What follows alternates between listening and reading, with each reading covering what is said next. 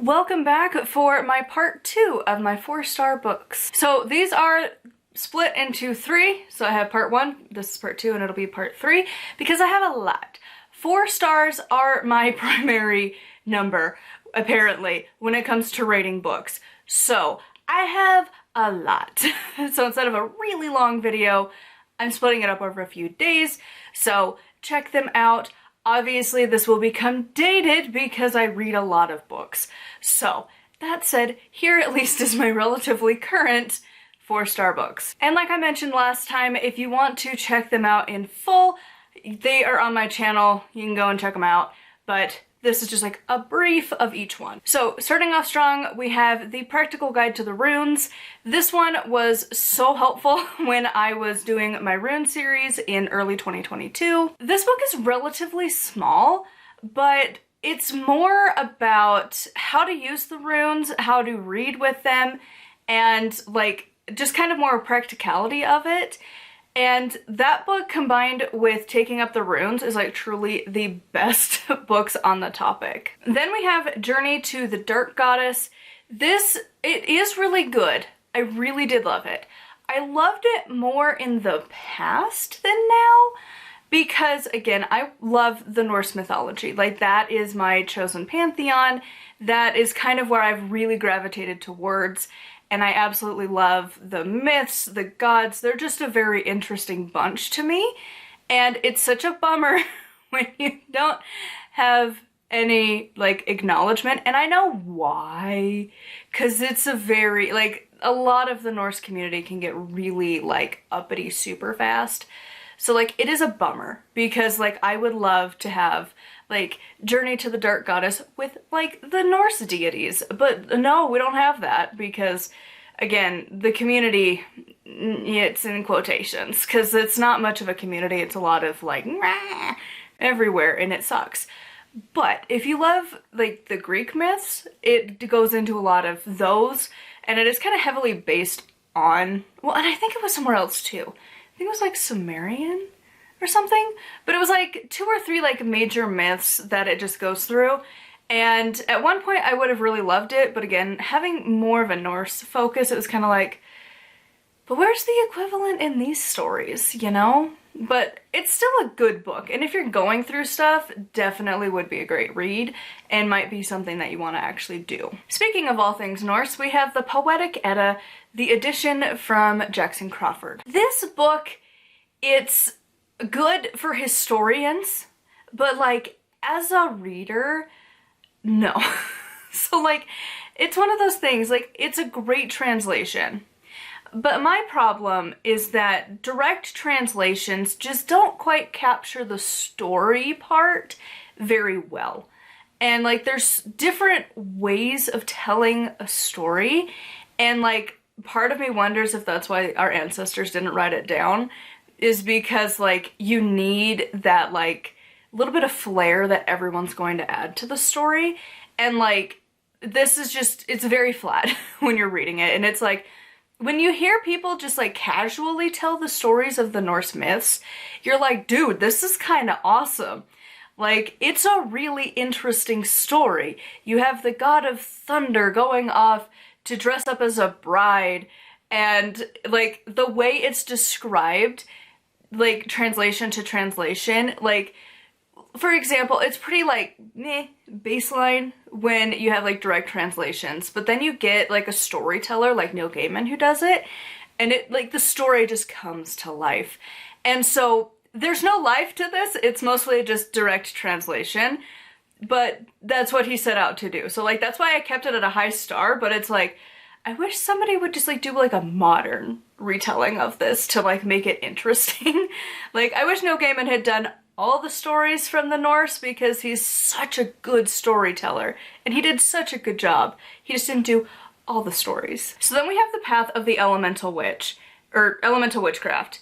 And this book is definitely mostly memoir and a little bit of instruction. And, like, when you keep that in mind, it's really not bad. It did make me honestly just chuckle the entire time I was reading it, because eventually I made a bet with my husband of like, how often is this lady gonna be doing some kind of ritual thing and be crying and singing, because that was like 90% of every time she was doing a ritual. She's crying and she's singing, and it was like, oh my god, that's not what I want to do in a ritual, like, at all. Really, no thanks. Like, it was, other than that, it was a good book and whatever, like, but still, just crying and singing. That's all I remember from that book. Then we have Feast of the Morrighan by Christopher Penczak. So this is interesting if you are obviously interested in this goddess. However, like, there's some issues with it that I'm a little disappointed in Penczak for. For one, he doesn't go through the full wheel, which is like, why? Why wouldn't you just, like, do that? That seemed kind of strange to me. Because having worked with the Morrighan for so many years, you can easily find aspects of her to connect to the wheel, especially when you use her other names, because she's often associated as other deities. So if you include that, like, the Wheel of the Year is easily completed. They might be at multiple spots, but you could still do it.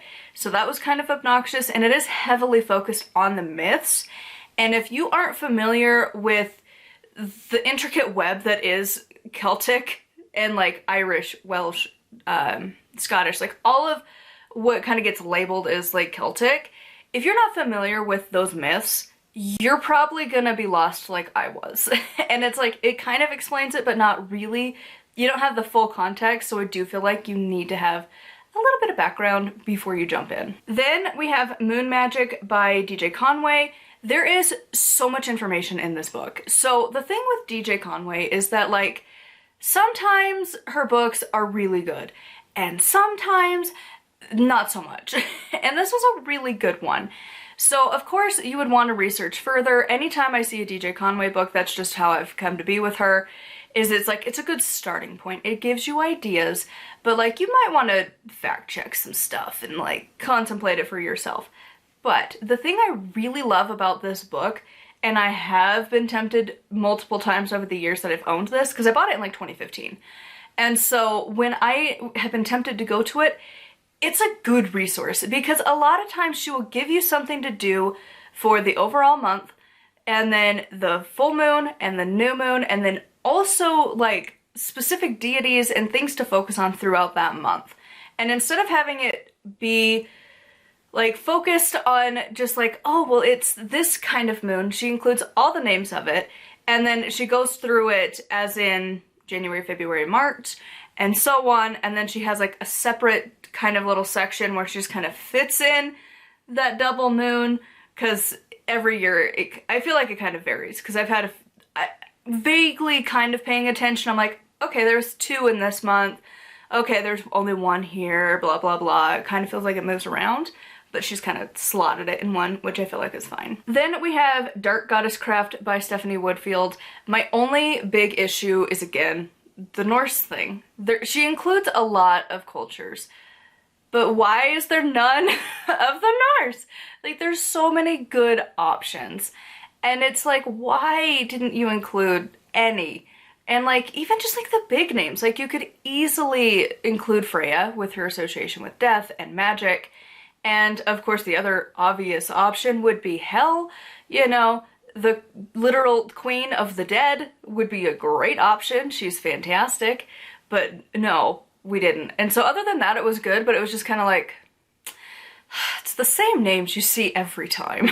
So it kind of is like, when you don't see the representation that you're wanting to see every time, it gets a little old. Then we have Buckland's Complete Book of Witchcraft. This is the big blue book from Buckland. Say that 3 times fast, that is a tongue twister. So this book is really good if you are interested in the more traditional Wicca. And like, the things I remember the most about this book is that it is like hardcore making your stuff. Because it tells you like how to make an altar table. Do I agree with the reasons behind it? Not necessarily. I have never had an issue having like metal screws in the tables that I'm using for my magic. I don't feel like that's an issue. And like telling you how to like forge your own knife feels a little sketch. And like the initiation ritual I know is like traditional Wicca. It just gives so many cult creep vibes for me. Like, personally, I would be like, absolutely fuck no. But for other people, they might really love that, and that's their jam, and like, good for you. That's just not for me. Like, I don't want to be bound and pointed at, like, my chest pointed a knife, or not a knife, like a legit sword as you're blindfolded. That's just not something I would consent to personally, but other people would. So like, it's a good resource for that specific type of Wicca. So then we have Celtic Lore and Spellcraft by Stephanie Woodfield. This is a book on the Morrighan, and it's a big book. And I remember that the comments that I had seen because like, when I finish a book, I look at the other reviews to see if like, I'm just out on a limb doing my own thing, or if other people are like kind of on the same boat as me. And like, a lot of times there's a number of books that we're just alone because there's nobody else talking about the book, and you're like, cool, just forging forward on my own. So this book, a lot of people were really upset that it wasn't academic, but that's not what she's going out to do. And so this is definitely a book for like the modern neo-pagan, not reconstructionist, not academic. I don't know why you would expect that. Like, it's just one of those where you're like, do you know the intended audience though? Because otherwise it's a pretty good book. But it was just so funny to read these other comments. They're like, oh my god, and you're like, who, what? Okay, like it's a good book for what it is. Then we have the Modern Witchcraft Guide to the Tarot. I'm currently using the book, so obviously I quite like it. It's really good for learning the tarot. The reason specifically I love this book is that A, it has spells in there that you use the tarot cards, like that's pretty cool.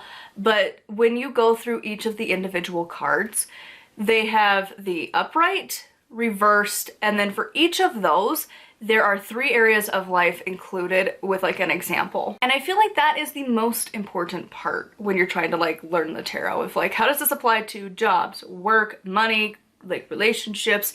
It gives you options each time. Then we have Animal Spirit Guides. This book, I don't recommend you read this cover to cover. It was rough to get through cover to cover.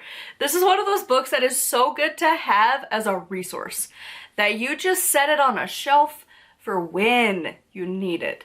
This is probably not great to read cover to cover. It was, for me, real boring to read through. However, when you need to go to that book, it is phenomenal. When you just like are like, oh my god, I've been seeing this bird a lot. What does it mean? And you flip to the page and you read it. You're like, cool, good, back on the shelf. That's what it's great for. Then we have the Sabbat Essentials for Yule. I remember reading this and it just felt like you were wrapped up in like the Christmassy spirit, but as a pagan. Like, it was so well written. I absolutely loved this one. Then we have A Witch's Notebook by Silver Ravenwolf. This is another one. I feel like when she kind of came back to her writing, because if I remember right, she took a break for a while and then returned. And instead of aiming at beginners, she's now kind of veered over towards like intermediate to almost into advanced, which is awesome because there isn't as many books for that audience. Because honestly, once you hit intermediate, you kind of know to sift through the beginner stuff of where you want to become advanced in. And like the beginner, you're just learning everything you can. And then when you become intermediate to advanced is when you like start to specialize into whatever. And it's nice when we have books that are more aimed at the intermediate to advanced that aren't geared into like one specific area, like just runes, just tarot, just crystals. Like, you actually have a little bit more variety of stuff. It was just really good. So then we have Astral Projection. This book is great for the topic it is. I do think you need some like background before you jump in. You need to have some experience with like visualization, meditation, stuff like that before you go into this book. Like, go through Inner Temple of Witchcraft first, kind of a thing, and then pick up this book. Then we have Norse Myth. This is not really a pagan book. It's like an informational book that I bought at like the bargain section at Barnes & Noble. But it's so good because it covers all various areas of life, and when it's in a non-pagan context, sometimes that bias gets kicked out, which is nice. So if you're interested in that pantheon, definitely a good book to have. Then we have Freeing the Genie Within. The like majority of this book I remember I really loved. The last couple chapters were like, what happened?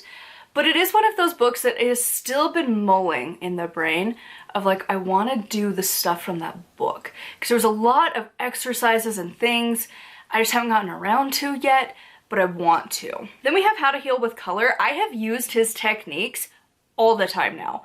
Like, it's one of those books that like, it just kind of immediately slips into the psyche and you just start using it. I was really surprised. Some of the books from my mother-in-law's collection have been like really hit or miss, and this was definitely a great resource. And then lastly, we have Witchcraft on a Shoestring.